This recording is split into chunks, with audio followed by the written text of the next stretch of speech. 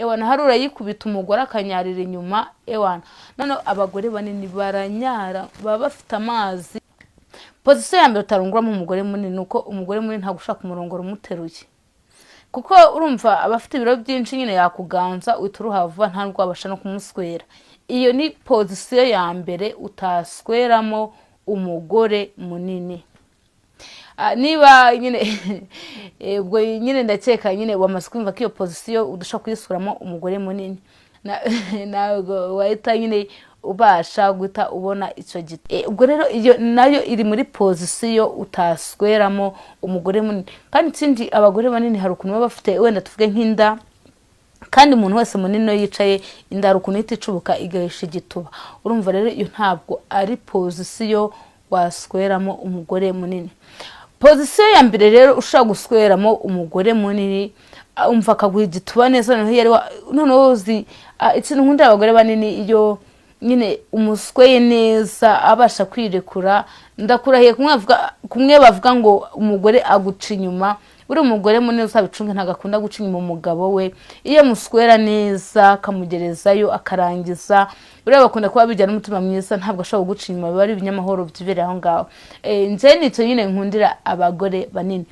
Position ya mbere rero ushobora gusweramo umugore munini. Position ya mbere ni position dukunda kwita doggy style cyangwa se kumuhenesha ku bantu nyine batumva nyine icyongereza. Rero ira position nyine yo kuba umugore yunamye, hari ukuntu umugore yunama tuvuge wenda nimba amufite nk'igitanda akunama ndagafata nko ku gitanda, yafashe ku gitanda hari ukuntu igituba cyose gita kiza cyose kikaje inyuma n'imishino ukayibonera inyuma. Hanyuma hariya rero igituba ku mugabo gita kiza imbere yawe.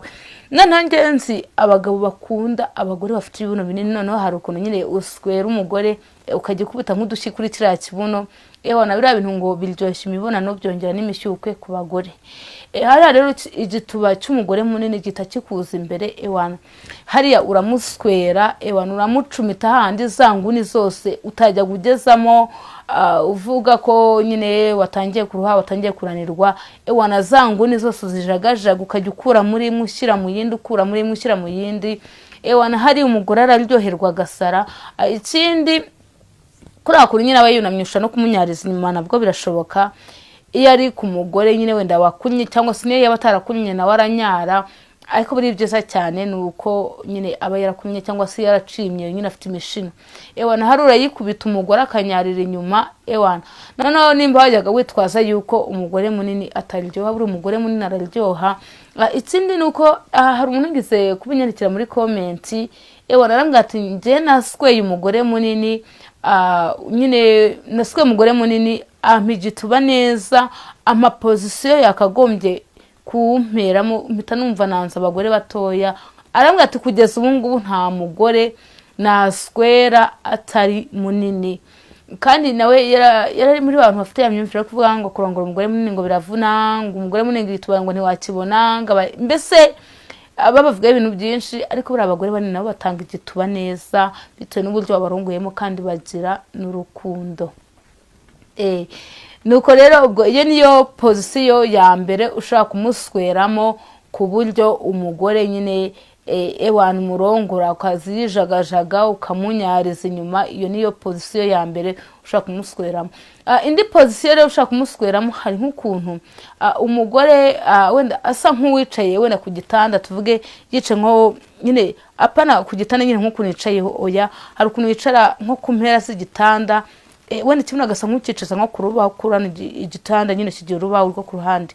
Hanyuma yamara kwicaraho agasa nk'ugiteneka, noneho agasa nk'ugira amaboko gutya, hanyuma nyine agasa nyine nk'ugiteneka.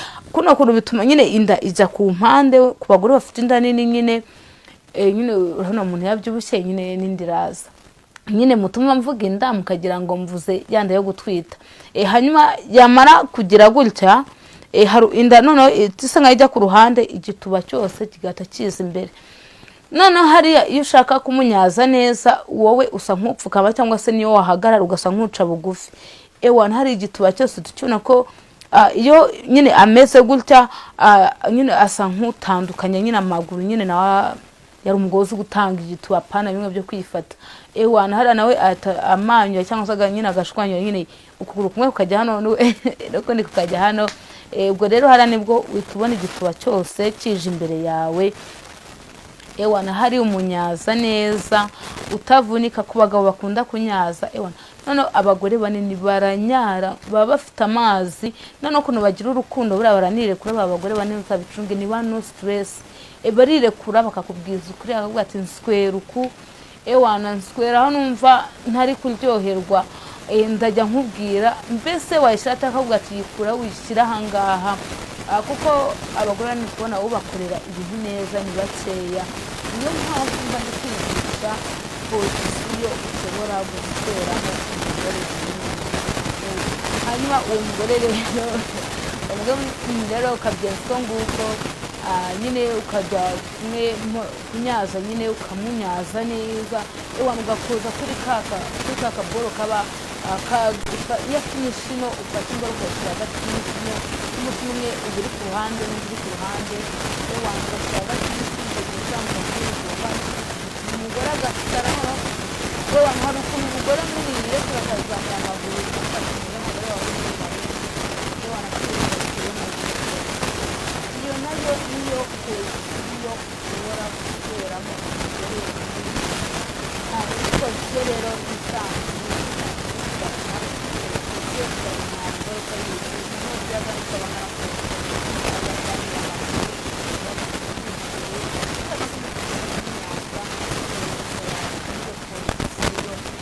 niba wari umugabo unkurikiranye ukaba utari uzi uburyo wabura n'umugore munini, ukaba wari muri abagabo bacuruza kwa muganga umugore munini, nashaka amafaranga y'umurongora n'ibigerageza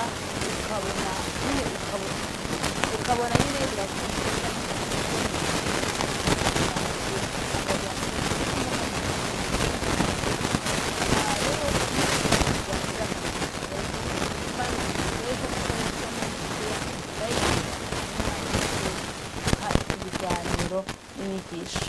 Ufite icyifuzo, ufite ushaka kutubaza, ushaka kudutera inkunga wabyandika muri comment.